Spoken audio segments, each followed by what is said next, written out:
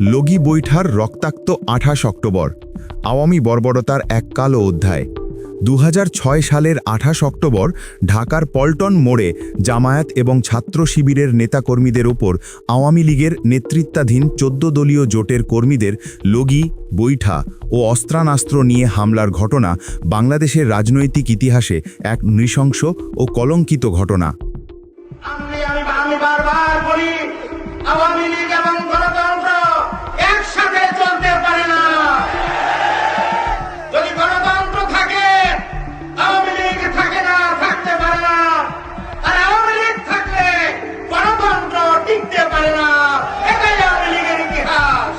২০০৬ সালের ২৭ অক্টোবর সন্ধ্যায় তৎকালীন বিদায়ী প্রধানমন্ত্রী বেগম খালেদা জিয়া জাতির উদ্দেশ্যে ভাষণ দেন। মূলত এ ভাষণ শেষ হওয়ার পরপরই দেশব্যাপী শুরু হয় আওয়ামী লীগের লগি বৈঠার তাণ্ডব। ২৭ তারিখ থেকে ৩০ তারিখ পর্যন্ত আমরা রাত দিন এইখানে দখল করে থাকবো ইনশাআল্লাহ। আগামী দিনের কর্মসূচি লগি বৈঠা চোর নিয়ে বিভিন্ন স্থানে বিএনপি জামায়াত অফিস সহ নেতাকর্মীদের বাড়ি বাড়ি যেমন চালানো হয় পৈশাচিক হামলা, তেমনি আগুন দিয়ে পুড়িয়ে দেওয়া হয় অনেক অফিস, বাড়িঘর। পুরো দেশব্যাপী চলে এই তাণ্ডব। তার প্রথম শিকার হয় গাজীপুরে জামায়াতে ইসলামীর অফিস। এ সময় লগি বৈঠা বাহিনীর তাণ্ডবে শহীদ হন স্থানীয় জামায়াত নেতা রুহুল আমিন।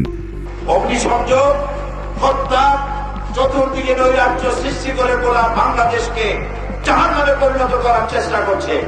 আওয়ামী লীগের অর্থই হল সন্ত্রাসের রাজনীতি, আওয়ামী লীগের অর্থই হল নৈরাজ্যের রাজনীতি, আওয়ামী লীগের অর্থই হল গডফাদারদের রাজনীতি, আওয়ামী লীগের অর্থই হল দেশকে ধ্বংস করার রাজনীতি, আওয়ামী লীগের অর্থই হল বাংলাদেশকে ভারতের দামেদার গোলামে পরিণত করার রাজনীতি। ২৮ অক্টোবর ছিল তৎকালীন বিএনপি জামায়াত ৪ দলীয় জোটের ক্ষমতার শেষ দিন।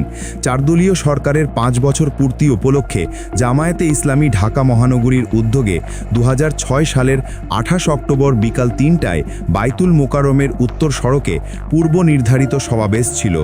সকাল থেকেই জামায়াতের সভার মঞ্চ তৈরির কাজ চলছিল। হঠাৎ করেই বেলা ১১টার দিকে আওয়ামী লীগের লগি, বৈঠা ও অস্ত্রধারীরা জামায়াতের সমাবেশ স্থলে হামলা চালায়।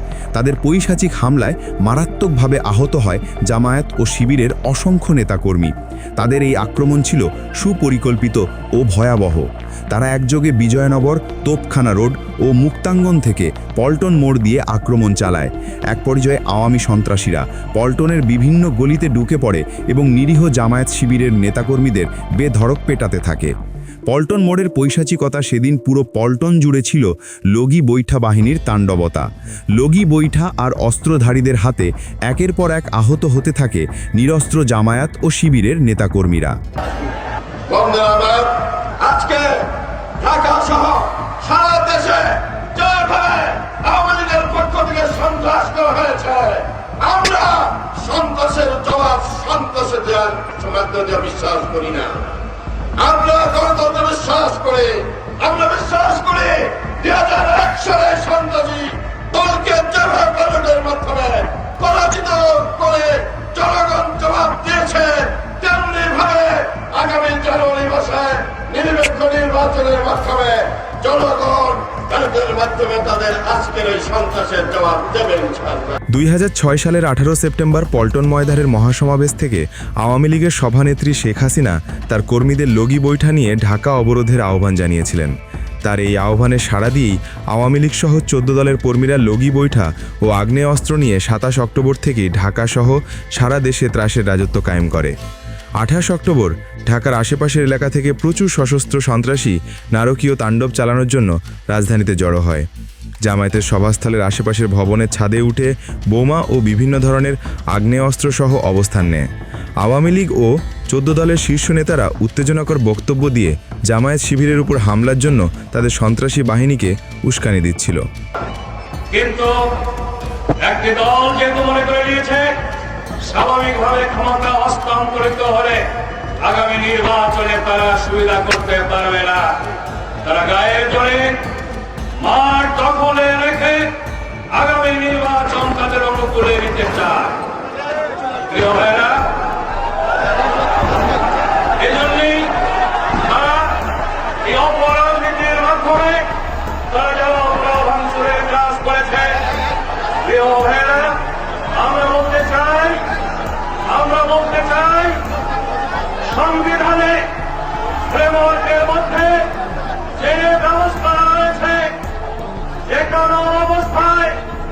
কোনো পরিস্থিতিতে কেয়ারটেকার সরকারের কাছে ক্ষমতা হস্তান্তরিত হতে পারে। প্রিয় ভাইয়েরা, আমাদের সংবিধানে অপশন রয়েছে। আমাদের সংবিধানের ফ্রেমওয়ার্কের মধ্যেই আমরা প্রয়োজনীয় ব্যবস্থা করতে পারতাম, কিন্তু একটি অপশক্তির অপরাজনীতির কারণে সেটা সম্ভব হয়। প্রিয় ভাইয়েরা, আমরা বলতে চাই তাদের অপরাজনীতির জল ইনশাআল্লাহ আমরা ব্যালটের মাধ্যমে দিব। আপনাদেরকে শান্ত থাকতে হবে।